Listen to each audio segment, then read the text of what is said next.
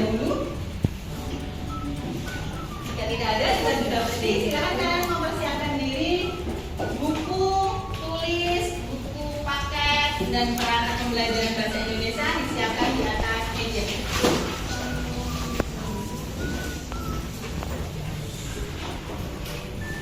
Ada? Gimana kabarnya hari ini? Ada yang sakit? Pikir ya? Keren. Jaga kesehatan kalian di musim yang tidak tentu ini, kadang panas, kadang hujan. Dijaga kesehatannya, oke? Jadi ini kelas 7B nihil. Ya, tadinya. Sebelum mulai, kira-kira hari ini mau belajar apa? Nah, sebelum itu saya putarkan video motivasi buat kalian. Kira-kira videonya apa gitu ya? Silakan.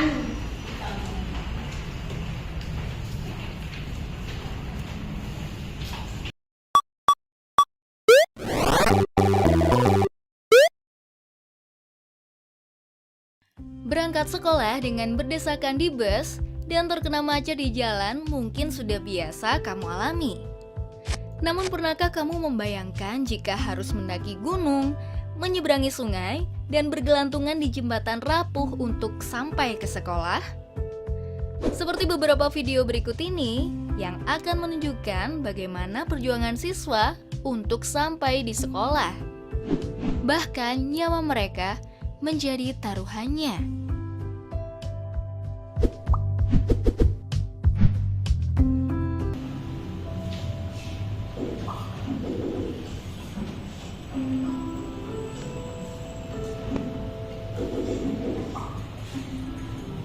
Menjaga keseimbangan. Siswa ini harus menempuh jarak kurang lebih 7 mil atau 11,2 km untuk pergi ke sekolahnya di Kota Padang. Perjalanan pun tidak mudah. Mereka harus melewati jembatan yang telah rusak akibat hujan deras. Meskipun rusak parah, para siswa tersebut tetap nekat melewati jembatan tersebut. Mereka harus bisa menjaga keseimbangan. Jika tidak, mereka bisa terluka, jatuh, dan tenggelam, bahkan bisa membuat nyawa mereka melayang.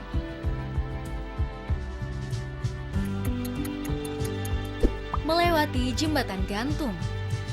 Perjuangan siswa lainnya untuk bisa sampai di sekolah, yakni siswa dari Lebak, Banten.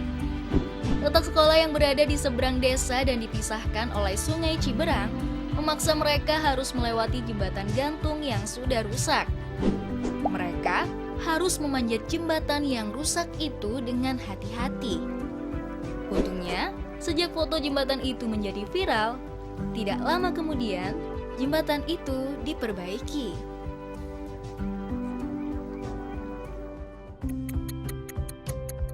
Melewati lapisan es. Mereka yang tinggal di kaki gunung Himalaya harus menempuh perjalanan melewati lapisan es sebelum tiba di sekolah.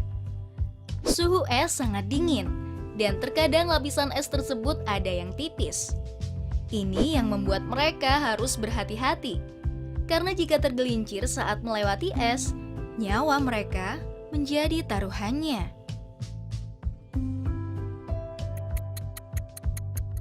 Mendayung di sungai. Perjuangan siswa untuk mencapai sekolah ini dilalui oleh siswa dari Cilangkap. Mereka harus melewati sungai Ciherang dengan mendayung sampan. Bagi mereka yang keluarganya tidak mampu membeli perahu, mereka akan membuatnya sendiri.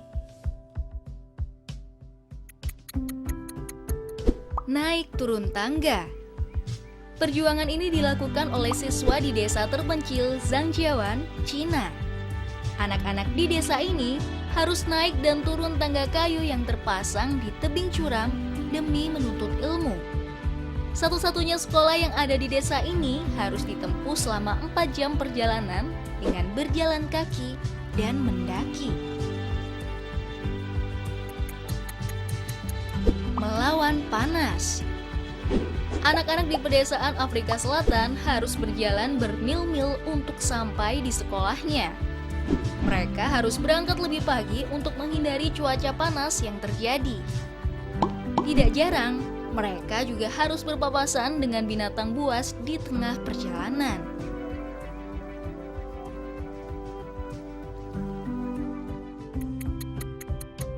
Kereta kuda.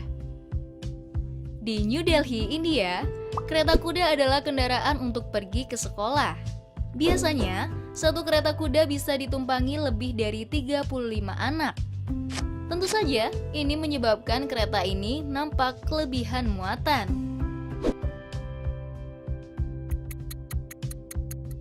Melewati pepohonan. Di desa pedalaman Kolombia, anak-anak melewati pepohonan seperti ini untuk berangkat ke sekolah. Tali baja ini dibuat untuk menyeberangi Sungai Rio Negro. Mereka melewati ini setiap hari sebagai jalan pintas mencapai sekolah mereka yang sangat jauh.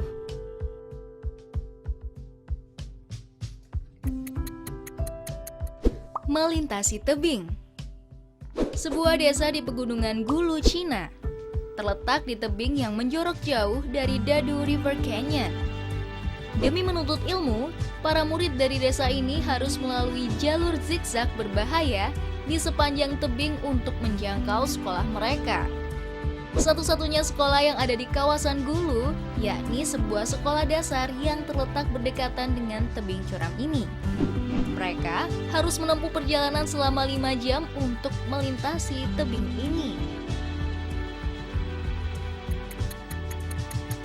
Melintasi sungai. Di pedalaman Vietnam, anak-anak harus berjalan sejauh 3 km dari rumah menuju sekolahnya. Mereka harus melewati sungai dan melewati lereng curam saat cuaca baik. Namun saat musim hujan, tak jarang sungai meluap dan membuatnya jauh lebih berbahaya.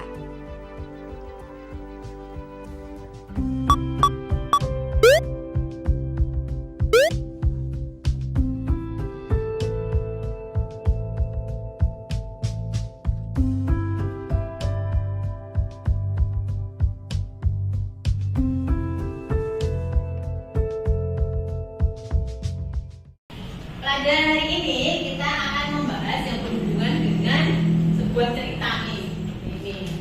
Kalau kemarin kita membahas tentang prosedur, bagaimana cara membuat sesuatu, sekarang bagaimana cara kalian menuangkan imajinasi kalian. Kira-kira teks apa itu?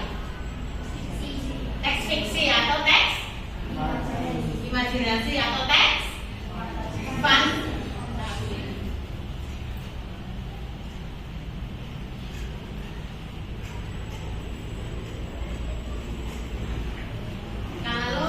Berdasarkan video yang tadi,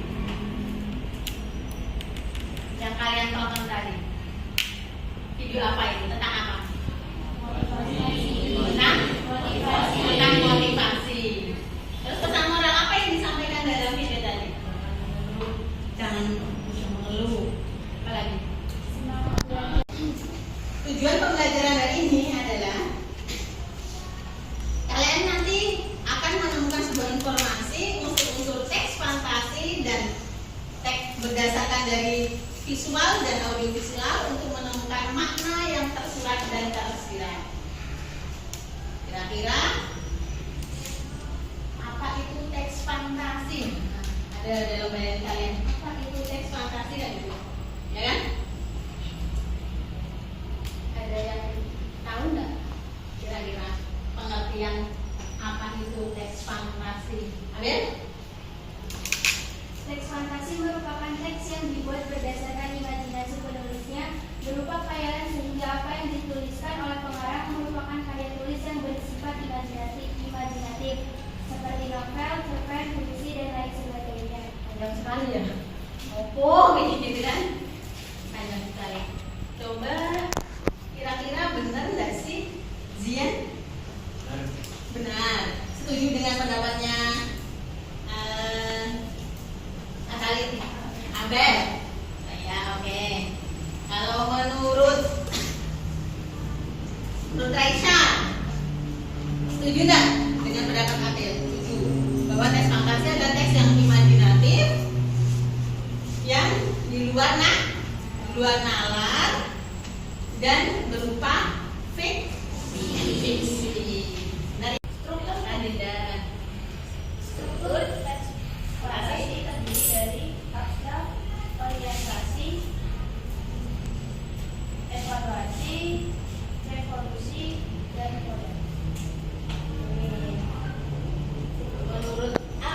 dipanggil.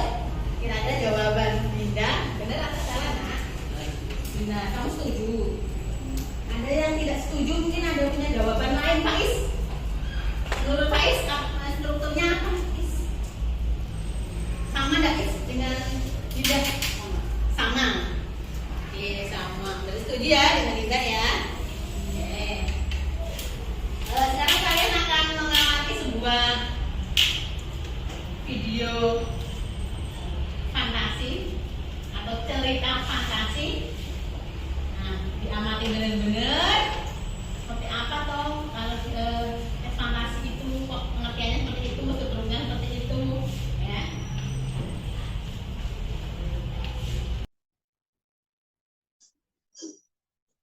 Kita lihat video contoh.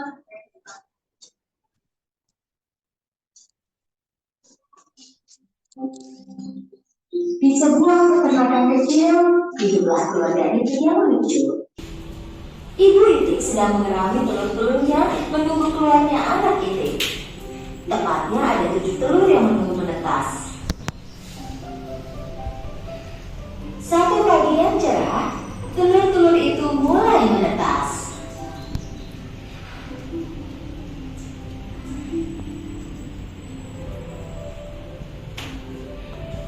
Anak itik mulai beradaptasi dengan dunia baru. Mereka bersuara dan berjalan mengelilingi ibu itik. Namun, telur terakhir masih belum menetas dan ibu itik mulai khawatir. Dia pikir mungkin ada yang salah. Dia memutuskan menunggu sebentar lagi. Dan akhirnya, telur ketujuh dan terakhir pun menetas. Dengan kebingungan, anak itik malang itu mulai melihat sekeliling. Dia tak tahu bahwa ibu itik dan saudaranya yang lain lebih kebingungan lagi. Karena itik ini terlihat unik dan tidak mirip dengan saudara-saudaranya. Badannya lebih lebar dan bulunya berwarna abu-abu dan putih. Anak itik lain mulai mentertawakannya. Kau anak itik buruk rupa, kau tak mirip dengan kami. Aku tak mengerti kenapa kau tak mirip dengan saudara-saudaramu.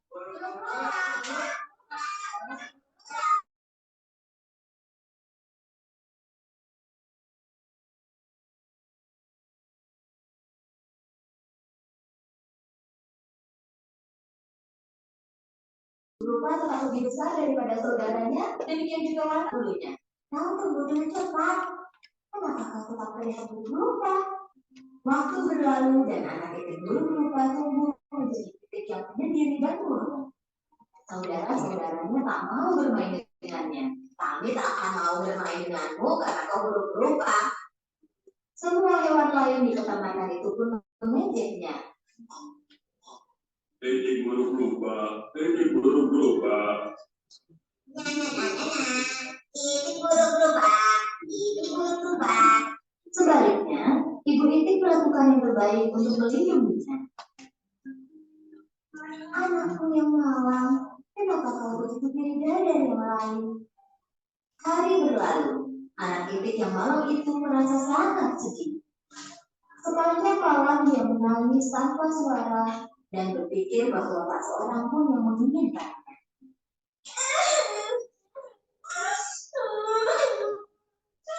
Kenapa aku buruk rupa? Kenapa aku tak mirip seperti saudaraku? Suatu hari, pemburu mendekati danau dekat tempat tinggal mereka. Pemburu mulai berburu itik yang mereka lihat. Saat ibu itik mencari makanan untuk anak-anaknya, dia tertangkap oleh pemburu. Anak itik buruk rupa tak tahu apa yang terjadi. Dia menunggu ibunya kembali sampai esok paginya.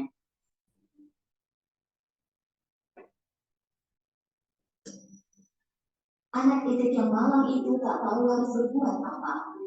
Pertama-tama dia mendatangi anjing, dan anjing itu mengusirnya dengan marah. Pergilah, tak boleh ada yang melihatku bicara dengan itik buruk rupa sepertimu. Kemudian itik buruk rupa mendatangi ayam, Tapi ayam juga menginjaknya. Bahkan aku pun terlihat lebih baik darimu. Wah, Itik burung rupa sangat sedih. Tak seorang pun menginginkanku di sini. Jika ibuku tak kembali, tak ada alasan lagi untukku tinggal di peternakan ini.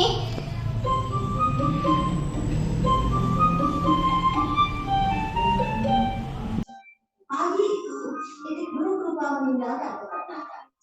Dia berenang seberang danau.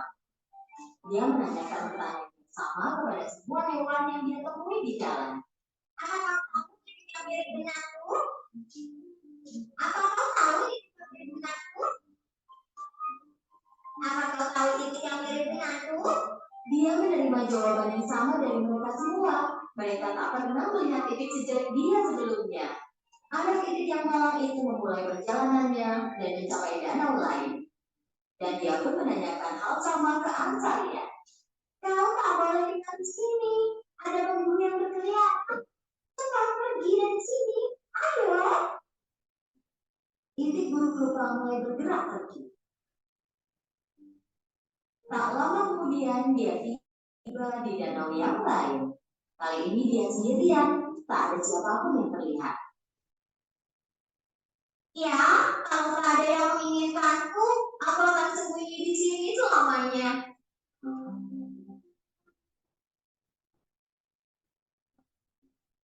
Meskipun sendirian, dia sangat bahagia. Suatu hari, dia melihat sekelompok burung berleher panjang putih bermigrasi ke selatan. Dia melihat mereka dengan kagum. Mereka cantik sekali. Berharap aku bisa seperti mereka. Musim dingin datang dan salju mulai turun. Itik burung rupa jatuh cinta dengan pemandangan salju pertamanya. Dia bermain-main sambil ditutupi salju putih. Karena salju yang tebal, Itik burung rupa kesulitan menemukan makanan. Jadi dia pergi mencari makanan.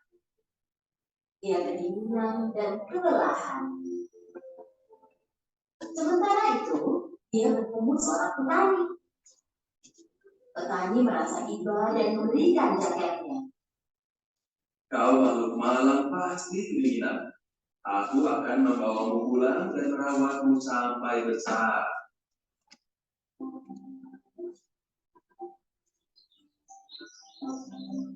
Petani menepati janjinya dan merawat anak itu.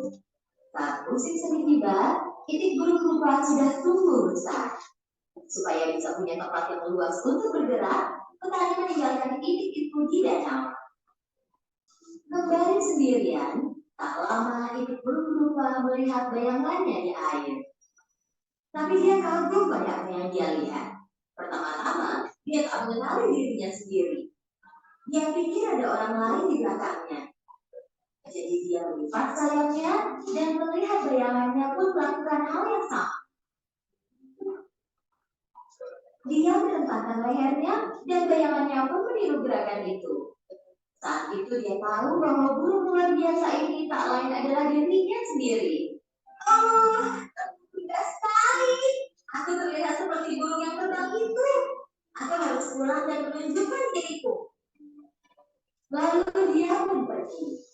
Saat berenang di danau, dia bertemu sekelompok angsa.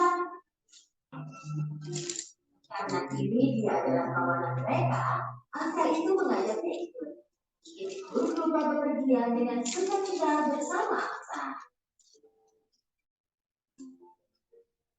Seorang anak di tepi danau berteriak kepada temannya saat melihat sekelompok angsa. Hei, lihat angsa muda yang ada di belakang. Itu angsa tercantik yang pernah kulihat. Ya, dari awal dia memang adalah seekor angsa. Dia hanya telur malang yang tercampur bersama telur itik.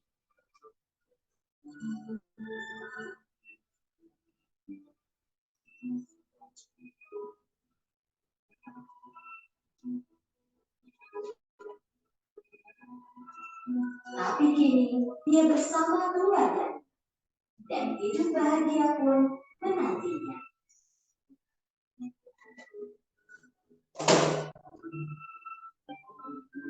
Pada zaman dahulu, hiduplah 3 ekor babi kecil bersama ibu mereka.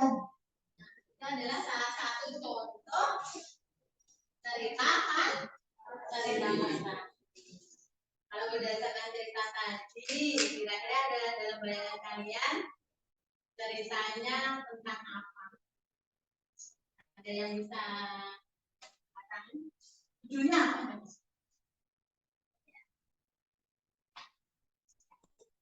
Kawan-kawan, judulnya apa? Ya, tentang apa tadi? Itik guru. Karena ada amanat yang bisa diambil tidak? Amanat atau pesan yang ingin disampaikan pengarang ada tidak di sana tadi? Ada ya? Ada. Nah, nanti kalian menuliskan struktur teks fantasi atau cerita fantasi yang sudah kalian tonton. Ya. Sekarang kalian berkelompok berdasarkan yang sudah dites kemarin. Silakan berkelompok.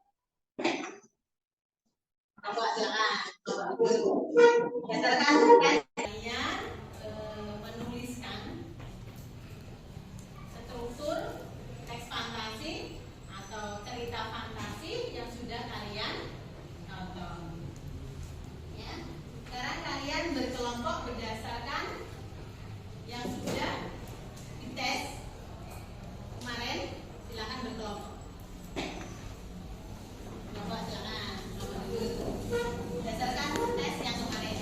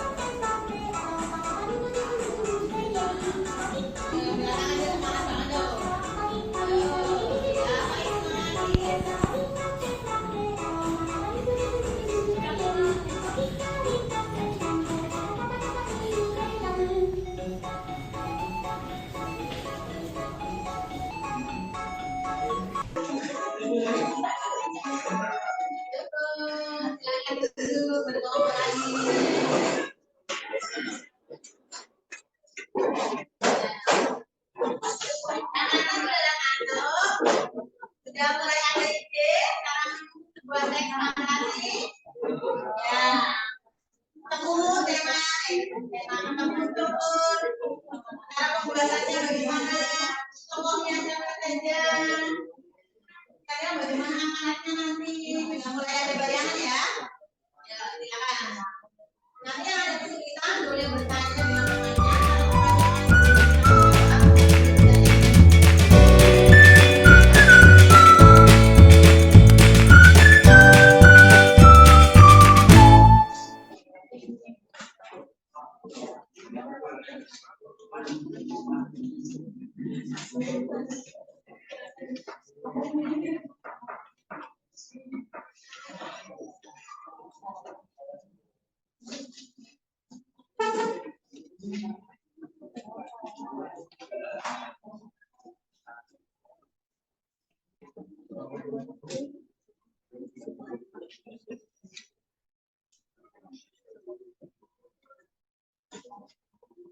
Boleh membantu temannya mungkin Bunda membantu Abi, boleh. Abi, Bunda minta bantuannya, nanti kita bantu temannya. Siapa yang mau minta tolong? Ada Abel. Ada yang kesulitan kan? Boleh, aku boleh berdiri Bel. Kita lihat siapa yang kesulitan Bel, dibantu.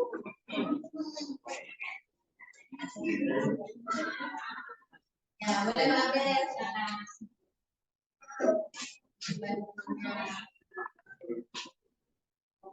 Mungkin saat kali membantu temannya juga boleh. Kita ada kesulitan apa di dia, temannya kurang apa.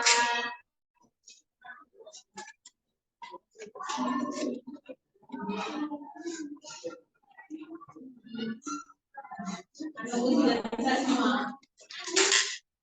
Juga paham.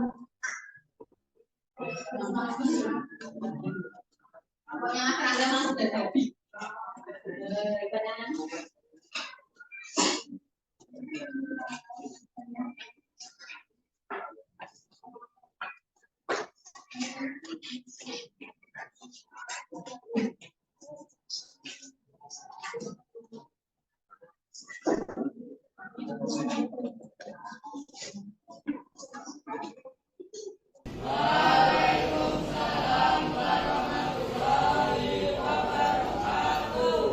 Di sini saya baca adalah rumput gajah yang tumbuh di halaman rumah. Seorang gadis baik hati bernama Lisa.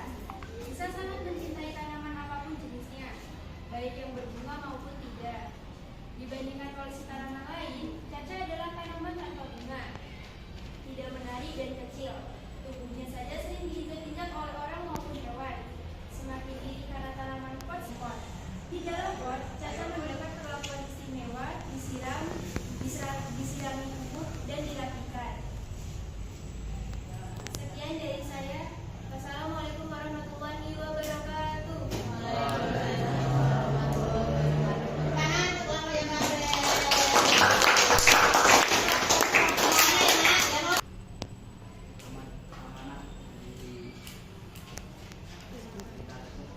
Yang kencang, yang kencang. Aduh, soalnya yang kencang gimana? Amanat dari cerita tersebut apa? Amanat dari cerita ini adalah tidak boleh membedakan satu sama lain.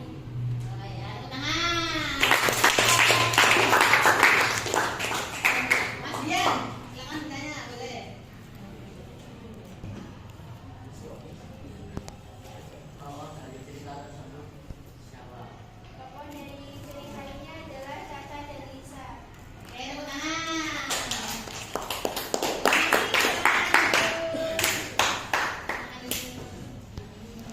Seperti itu ya nak, untuk sudah mulai bagus ceritanya.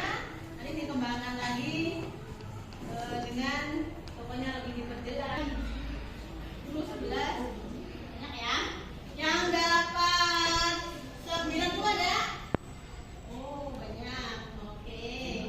Yang dapat 80. Oke. Ada yang di bawah KKM 70? Tidak ada? Alhamdulillah, berarti kalian sudah paham semua. Oke, terima kasih.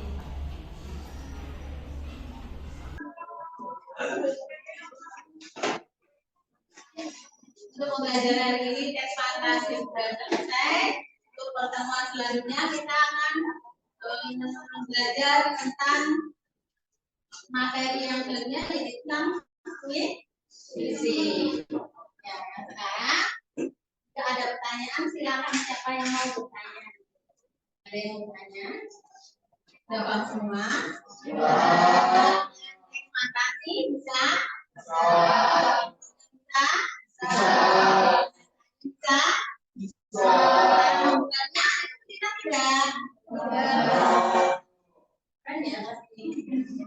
Tetap semangat belajarnya, semoga bermanfaat apa yang Bunda sampaikan.